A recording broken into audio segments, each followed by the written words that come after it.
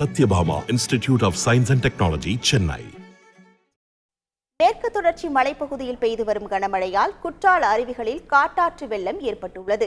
கடந்த 17ஆம் தேதி ஏற்பட்ட காட்டாற்று வெள்ளத்தை தொடர்ந்து ஒரு வார தடைக்கு பின் மீண்டும் சுற்றுலா பயணிகள் குளிக்க அனுமதி அளிக்கப்பட்டிருந்தது. இந்த நிலையில் நீர்பிடிப்பு பகுதிகளில் பெய்த கனமழையால் நேற்று இரவு குற்றாலம் மெயின் அருவியில் காட்டாற்று வெள்ளம் ஏற்பட்டது. இதனிடையே தடுப்புகள் அமைத்து இரவு முழுவதும் போலீசார் பாதுகாப்பு பணியில் ஈடுபட்டனர்.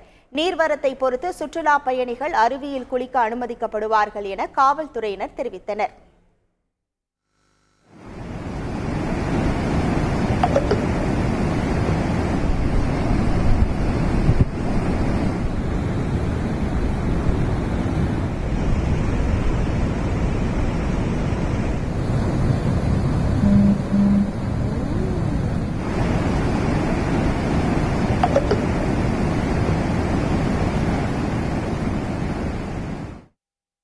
கோதையாற்றில் வெள்ளப்பெருக்கு ஏற்பட்டுள்ளதால் திருப்பரிப்பு அருவியில் 6வது நாளாக சுற்றுலா பயணிகளுக்கு தடை நீட்டிக்கப்பட்டுள்ளது. கன்னியாகுமரி மாவட்டத்தில் பரவலாக மழை பெய்து வருவதால் கோதையாற்றில் வெள்ளப்பெருக்கு ஏற்பட்டுள்ளது.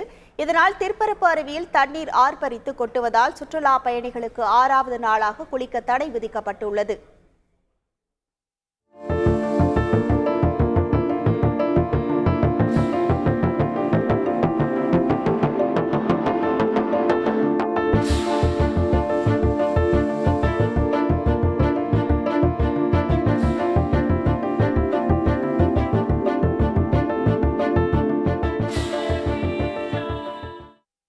கேரள மாநிலம் திருவனந்தபுரத்தில் கடற்கரையோர வீடுகள் கடல் அரிப்பால் முழுவதுமாக சரிந்து விழுந்தன.